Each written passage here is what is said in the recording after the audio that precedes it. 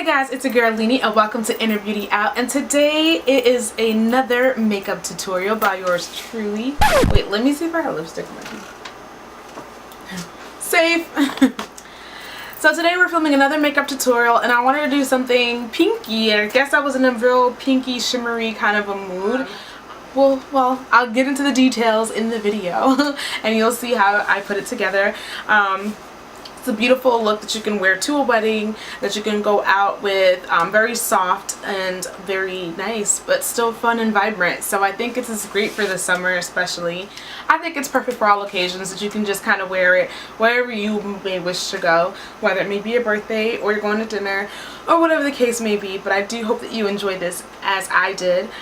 Midway through actually filming this, I ended up having to cut out because I had a client that I took on at the last minute, and so I had to kind of halt things midway through. So hopefully everything looks fresh like an hour and a half to 2 hours later between having to set up and, you know, break down and blah blah blah downstairs. So anyway, I tried to cut out a lot of the things that you traditionally you see me do often in a lot of my videos. I really do full-on tutorials. I try to include everything from beginning to scratch.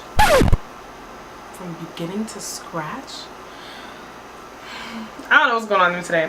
I try to include everything from beginning to end, literally, within the tutorial, but to kind of save time and really focus on the eyes and stuff like that, I decided to start off with having my eyebrows done, foundation done, and I just did the highlighting and contouring on film. So and obviously the eye makeup. So I really wanted you guys to really take that in, and I thought this was a soft makeup look where I can get away with doing my eyes after my foundation, because traditionally you guys always see me doing my eye makeup first. So but anyway, I hope you guys enjoyed this. Definitely give me a thumbs up. Let me know if you enjoyed this video or not. Well, not or not, but let me know if you enjoyed this video. And I'll see you in my next video. Don't forget to subscribe to the channel if you haven't. And yeah, share it with your friends. Maybe, you never know, like they may be looking for a look for something for an occasion, and this could bring some inspiration onto them. So I definitely want to have you do that for me, please. Please, thanks, I appreciate it. Alright, so enough of me joking around, and I will see you in my next video. I hope you guys enjoy. Bye.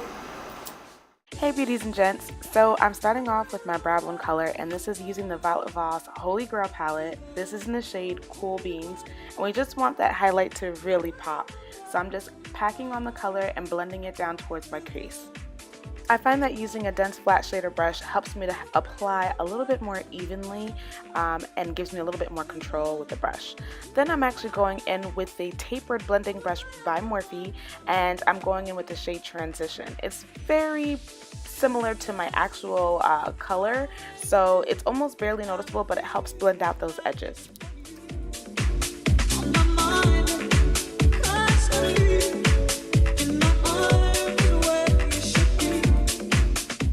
Next up, I'm going in with my favorite transition color by Makeup Forever. It's M738, and it's more like a copper orange. I am in love with this actual eyeshadow. I feel like I use it literally in every makeup look that I do because it's the perfect warmth. It brings that perfect warmth to my crease, and so you just want to make sure that you blend this all the way out because the color is quite intense. I'm going in with that same tapered blending brush that I used before for the transition, well, the first transition color, and I'm just making sure I'm kind of winging it out because I want to elongate the shape of my eyes and not necessarily make it as small as my eyes actually are. So I want to make it appear a little larger.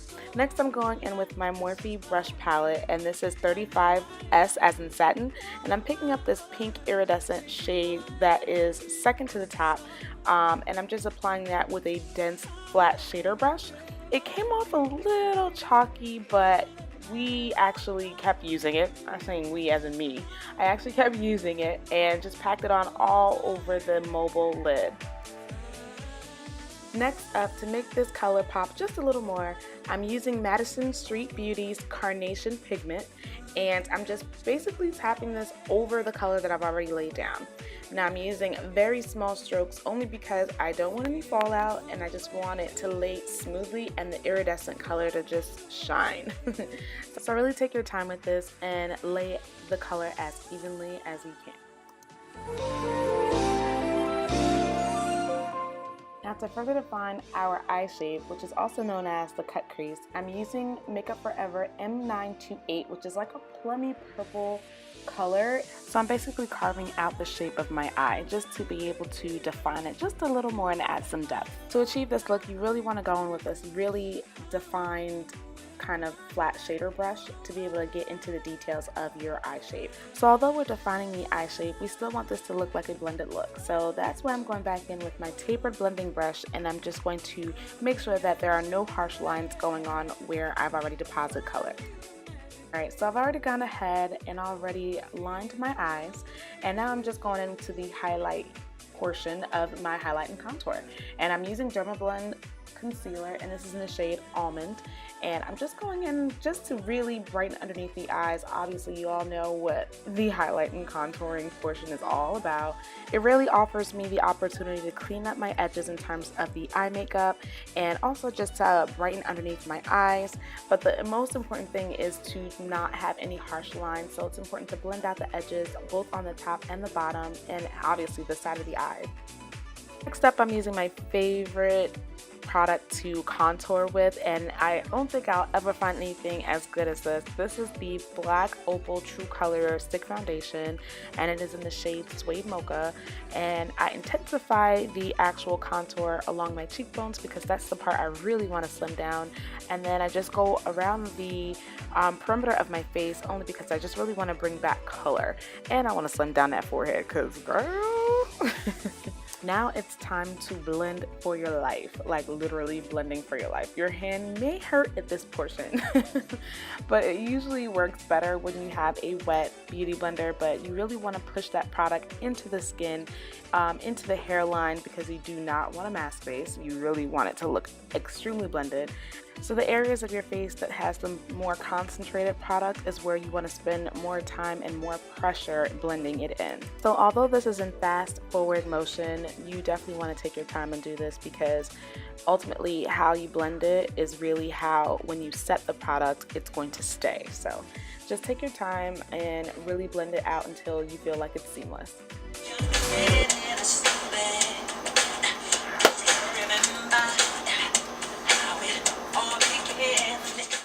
So now that I feel like everything is blended out the way that I want it, I'm using number 168 Makeup Forever Pro Finishing Powder, and this is what I'm using to basically set my entire face. I haven't gone in to bake yet or anything of that nature. I'm just literally setting my face with some pressed powder. Midway through doing my face, I have to pick up a client, so I'm about to go see my client looking like this. Sorry. Be back to film later. To further emphasize my contour, I'm going in with the AMC powder by INGLOT in the shade number 68. And I'm just basically placing the color in the hollows of my cheek, basically where I've already laid the actual cream foundation prior to.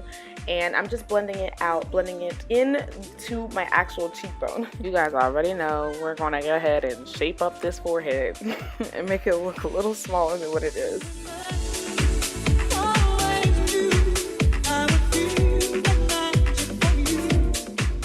So in order to get into the smaller crevices of my face, I'm using another blending brush, and I'm basically going back into that same powder, and I'm shaping the nose just to make it a little bit more slim. And the way to make that look the most natural is to bring the color all the way up into where your eye tear duct is, basically at the top where the brow meets. It makes it look a little bit more natural that way. Next, I'm going back in with my shader, well, not my shader, my tapered blending brush, and I'm going to go ahead and smoke out the bottom lash line just to bring a little bit more depth and a little bit more drama into that lash line to bring the look completely together.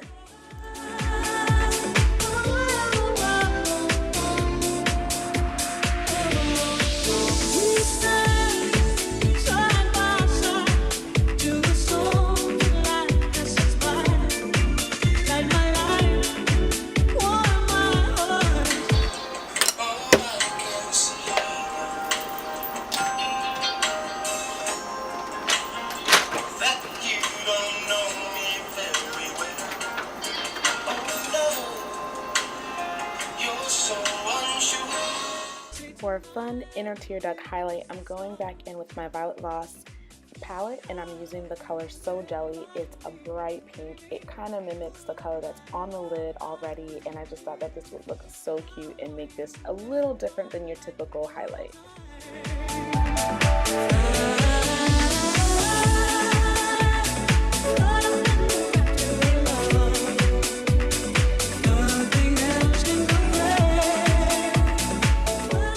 Next up is the blush, and surprise, surprise, I'm not using my La Femme blushes that I typically use in every single video. I'm actually using Breath of Plum blush by MAC, and I'm just packing that up on my cheekbone where a little bit above my actual contour and trying to make it blended as one.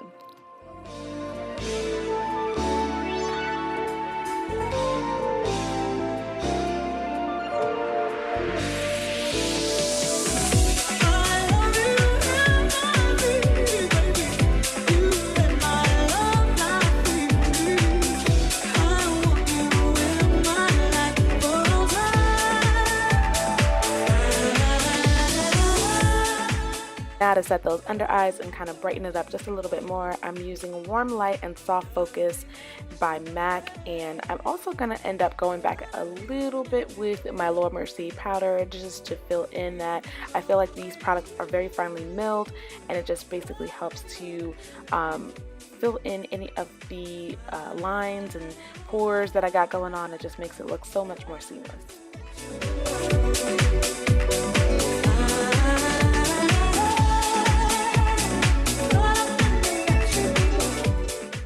So I wanted to bring a little bit more color into my actual crease, so I'm going back in with Wine and Dine, which is more of a cranberry shade, just to brighten and give a little bit more definition where I've already lined the cut crease. As you can see, I've already lined my waterline, and I used a Makeup Forever XL black liner, and I've also gone ahead and added some false lashes. The lashes that I'm using are by Cocoa Lashes. They are Queen Bee, and they have absolutely become my new favorite, and I think it just pulls the look together like, ooh, yeah, go ahead girl, get it. I am such a hot mess. But anyway, I'm going back in and I'm using my tweezers or my applicators that I've applied my lashes on to squeeze my lashes together, and this is basically, it's fusing my natural lashes with the false lashes, so there is no definition between the two, and so you just want to make sure that everything is just seamless in that sense. Be extremely careful. You do not want to pinch your actual eyelid. That hurts like crazy. Just a forewarning.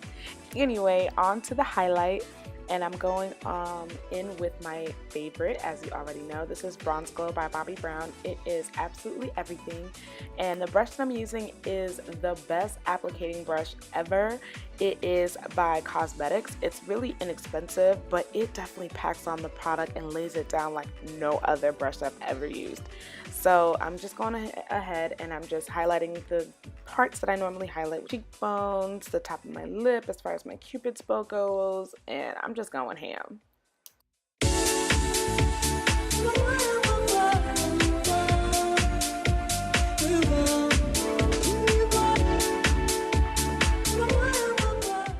So I actually didn't get a chance to moisturize my lips beforehand. Anyway, my lip color is going to be very moisturizing, so I didn't really mind, but it is a little bit difficult to apply lip liner pencil to harden lips. Anyway, I'm going in with Night Moth by MAC, and I'm using, as you can see, the technique of just going with the edge of the pencil. It helps melt the actual color onto your lip just a little bit better, and obviously it works so much better when your lips are actually moisturized, but yeah, just a hint there. Then I'm going in with this beautiful magenta, pink, purple, I don't even know what you want to call this, but it's by Black Radiance. It's so affordable, but it's such a beautiful radiant color. They don't have actual names for these colors. They go by numbers, but if you can get this at your local drugstore like CVS or Rite Aid or Walmart or Walgreens, like, it's everything. It's so pretty, and obviously there's some sheen there, so it's not a matte lip color. It's just, it's beautiful. And then I'm setting my face with the D-Slick setting spray, and this is by Urban Decay. You know that is my everything. And there you have it. That's the finished look.